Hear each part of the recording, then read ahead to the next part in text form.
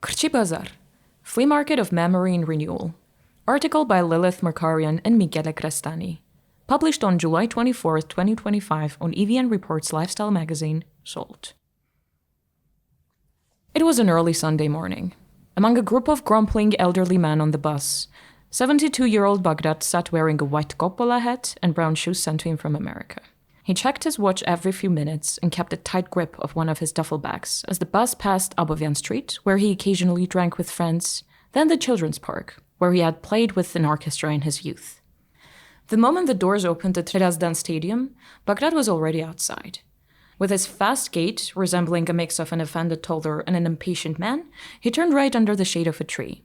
He weaved through vendors selling clothes, ceramics, and junk laid out on sun-faded fabric, then dropped his bags at his usual spot in front of the stadium's entrance gates. On weekends, hundreds of hawkers like Baghdad transformed the parking lot of Yerevan Stadium into Qrchi Bazaar, a flea market where you can find anything but the ordinary. The word Qrch means a worn-out, tattered piece of cloth, and for anyone unfamiliar with the place, the name makes perfect sense once they catch its distinctive scent. Without breaking his steady, I-can't-be-late pace, Baghdad walked toward the stadium stages and descended into an improvised underground warehouse. There he kept an old, squeaky stroller, a few cheap plywood boards, and a faulty chair. He locked them back upstairs to his duffel bags. After setting up his modular, smartly designed stroller table, he began frantically laying out his items. Lighters, watches, broken phones, nail cutters, incense sticks, the list goes on. The process had a particular significance. Any interruption visibly frustrated him. The final display, after all, had to be perfect. A mosaic. There are no strict timelines in Qrchi Bazaar, which makes his urgency all the more baffling. Once finished, he sat on the chair beside his table, waiting for customers to approach. Baghdad is a man of a few words. He never shared how he became a seller, nor any other details about his life. The word quieter, tattooed in Russian on his left index finger, perhaps explains his reluctance to speak. All that's known is that he's been selling in Qrchi Bazaar for the past 2 years. No official record exists of how or when the flea market began. Yerevan's old-timers recall a similar market in front of the Rossiya cinema in the early 1950s. According to 53-year-old Tamara, a bazaar hawker since 1995, the market gained vital importance in 1993 to 1994. After the Soviet collapse, Armenia was hit with war, isolation, and economic freefall. Residents began selling possessions from their homes, their past, and their closets just to survive. Though these hardships eventually eased, Qrchi Bazaar remained.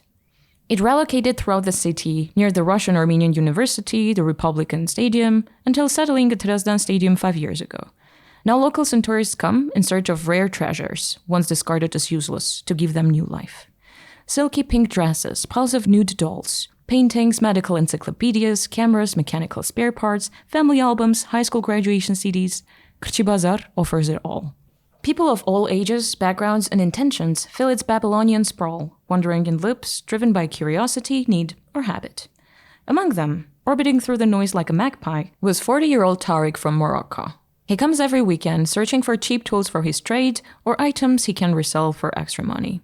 This time, he's hunting for a t-shirt. The bazaar brims with clothing, some brand new, some mostly second-hand, which is perfect for Tariq. He works as a part-time tailor and is often on a budget. Though he knows enough Armenian to bargain, delivered with street-smart grit and an abrasive Arabic-Italian cadence, it hasn't helped him find the right t-shirt. Wrong size, bad deals. Tariq moved to Armenia 10 months ago, while his wife and children, aged 4 and 6, remain in Morocco. Italy is his true goal, a country where he lived for 5 years until 2010. He doesn't see Armenia as his place, it's just a stepping stone to Europe. Currently, he shares a 9th-floor apartment with 2 flatmates overlooking Yerevan Stadium. They don't like the apartment and are actively looking for a new place. It was past 1 p.m. when Tariq finished his deals. Qrchi Bazaar was turning lethargic. Heat at its peak, hawkers hiding in the shade to eat lavash and cheese. Tariq left the market, dragging a trolley suitcase he bought along with 2 pairs of running shoes, totaling 6,000 Armenian drams. He passed by Baghdad's stroller table, which would disappear in a couple hours, and took a cab home. The suitcase was for his flatmate, for the day they find the new apartment. Tariq's new running shoes, likely counterfeit, might carry him through Qrchi Bazaar again next weekend. He'll walk past Baghdad's mosaic of worn objects, where someone else will testing lighters and asking for discounts, while Tariq searches for something new. The cycle continues. People coming and going, giving new life to things once cast off until they eventually end up back in the bazaar again through someone else's hands. Others will pass Baghdad's stroller table before entering the parking lot of 1,000 stories, searching for cast-offs, waiting for a new life.